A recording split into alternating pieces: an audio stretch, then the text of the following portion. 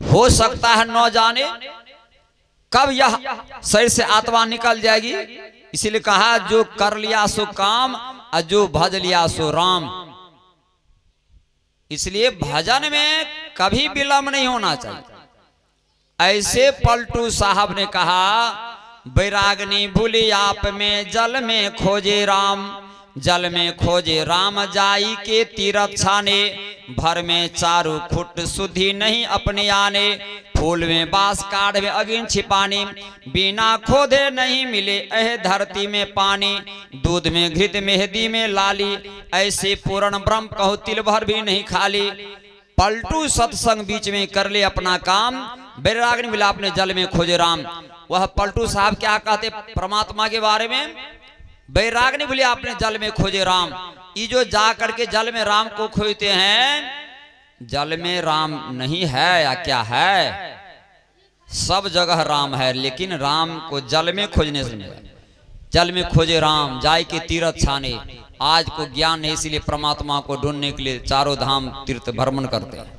शुद्धि नहीं अपने आने। जब तक आपको अपनी पहचान नहीं होगा कि मैं कौन हूं, तब तक वह जो है आपको सच्चा ज्ञान नहीं होगा। आपको अपना ज्ञान होगा कि मैं कौन हूं, तो परमात्मा का ज्ञान हो जाएगा। इसलिए एक शायर ने कहा इबादत है किसी बर्बाद को आबाद कर देना, इबादत है किसी मुर्शद में खुदा से और खुदा से हो पता मिलना तो पता खुद का लगा लेना। यह जो है तो पता जब परमात्मा का लगाने के लिए चाहते हैं, खुदा का लगाने के लिए चाहते हैं, तो पहले खुद का पता लगाना पड़ेगा। जब खुद का पता लग जाएगा तभी परमात्मा का पता लग जाएगा। तो ऐसे परमात्मा के लिए भगवान कृष्ण कहा कि सर्वतः पानी पादम तत्सर्वतः अक्षी श्रीमुखम सर्वतः श्रुति मालिक महावृत्ति स्थिति। वह जो परमपिता परमात्मा है सब जगह से कण कण में व्याप्त है, उत्प्रोत है। और ऐसे परमात्मा के लिए हमारे गुरुदेव ने कहा वह जो है स्वयं कहते हैं जो परम तत्व आदि अंत रहित असीम अजन्मा अगोचर सर्वव्यापक और सर्वव्यापकता के परे हैं, उसे ही सर्वेश्वर सर्वाधार मानना चाहिए। वह जो सर्वेश्वर सर्वाधार जो सबका आधार है। धरती का आधार कौन है? जल का आधार कौन है? आकाश का आधार कौन है? सबका आधार परमात्मा है, इसीलिए उसका नाम सर्वाधार है। वह सर्वाधार जो परमपिता परमात्मा है, उसके लिए पलटू साहब कहते हैं कि पलटू सत्संग बीच में कर ले अपना काम। आप जो सत्संग ध्यान करते हैं आपका यही अपना निज काम है। बाद बाकी जो भी संसार में काम करते हैं वो आपका काम नहीं है, आपके साथ जाने वाला नहीं है। स्वयं राजा भरत ने कहा कि चलंग लक्ष्मी संग चलंग जीवन यौवन इस तरह एको ही निश्चलम चलंग।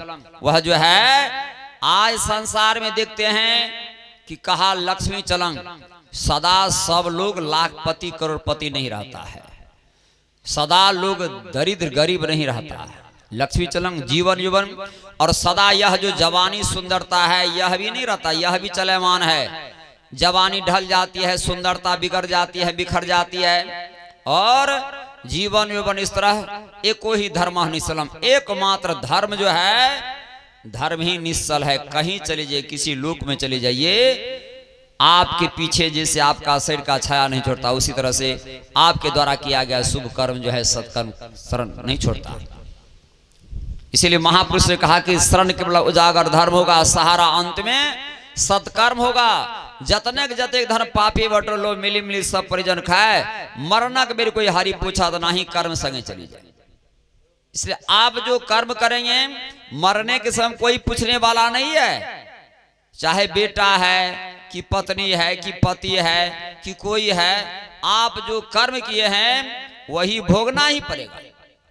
इसलिए वह जो परमपिता परमात्मा है, ऐसे परमपिता परमात्मा के बारे में जब स्वयं नचिकेता के पिताजी बूढ़ी गाय दान करते थे, जो गाय अंतिम घास खा चुकी थी, अंतिम पानी पी चुकी थी, वह गाय दान करते थे। नचिकेता अपने पिताजी से कहा पिताजी अरे ऐसी गाय आप क्यों दान करते हैं जो अंतिम घास खा चुकी है, अंतिम पानी पी चुकी है, और ऐसी गाय जो आप दान करते थे आप हमको किसको दान करते हैं? बराबर जो कहा करते उसके पिताजी कहा कि मेरा ही पुत्र होकर के और मेरे को उल्हा ना देता है, जाओ मैं तुम्हें साप देता हूं कि यमराज को दान करता हूं, यमराज को दान करता।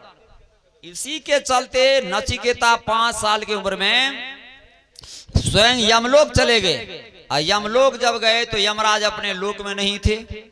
उसके इंतजार में 3 दिन तक भूखे प्यासे बैठे रह गए। 3 दिन के बाद जब यमराज अपने लोक में आए तो उनके चित्रगुप्त वह जो मुंशी था कहा, प्रभु आज मृत्यु लोक से बालक आया है और 3 दिन से भूखे प्यासे आपके इंतजार में बैठा हुआ।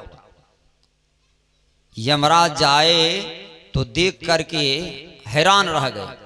अरे मेरा नाम सुन करके डरता है, यहाँ तो वैसे नहीं आता है जिनकी आयु पूरी हो जाती है। स्वयं यहाँ गया तो यमराज ने कहा कि बेटा क्या नाम है, अपना परिचय दिए नचिकेता। कहा यहाँ क्यों आए हो? कहा मेरे पिताजी आपको दान कर दिया इसलिए मैं आया। कहा बेटा सुनो, तुम यहाँ से लौट करके चले जाओ। 3 दिन तुम मेरे यहाँ रहा है, इसके बदला हम 3 वरदान मांग लो, लेकिन तुम यहाँ से चले जाओ। नचिकेता ने कहा प्रभु दिया हुआ दान वापस नहीं होता है, मेरे पिताजी आपको दान कर दिया, मैं यहाँ से नहीं जाऊंगा, नहीं जाऊंगा। तो यमराज ने कहा नहीं बेटा, तुम्हारी यहाँ आयु पूरी नहीं हुई है, तुम इस लोक में भी रहने के लायक नहीं हो, इसलिए तुम वापस चले जाओ। ज्ञानी पुरुष महापुरुष की बात को मान लेते हैं, मान लो। जब कहा अच्छा ठीक है हम चले जाएंगे, तो पहला वरदान यही दीजिए कि हमारे पिताजी बूढ़ी गाय दान नहीं करे। तो यमराज ने कहा ए मस्तु जाओ, ऐसा ही होगा। दूसरी वरदान यह दीजिए कि मेरे पिताजी को यह ज्ञान नहीं रहे कि मैं अपने पुत्र को यमराज को दान क्या हूं। तो यमराज कहा ए मस्तु जाओ, ऐसा ही होगा। और कहा तीसरी वरदान यह दीजिए कि परमात्मा क्या है, आत्मा क्या है, जीव क्या है, शिव क्या, वह ब्रह्म क्या है। जैसे कहा वह ब्रह्म क्या है यह ज्ञान दीजिए। इनकी बात को सुन करके यमराज हैरान रह गए। अरे 5 साल का बालक और यह ब्रह्म ज्ञान के लिए हमसे पूछता है। बहुत सारे प्रलोभन दिए यमराज नचिकेता को, बेटा तुम चाहो तो हम 3 लोक के उत्तराधिकारी बना देते हैं, तुम चाहो तो सोना हीरा की भंडार तुम्हें प्रदान कर देते, तुम चाहो तो लंबी आयु, जितनी लंबी आयु लेने के चाहते लंबी आयु प्रदान कर देता हूं, लेकिन यह बात हमसे मत पूछ।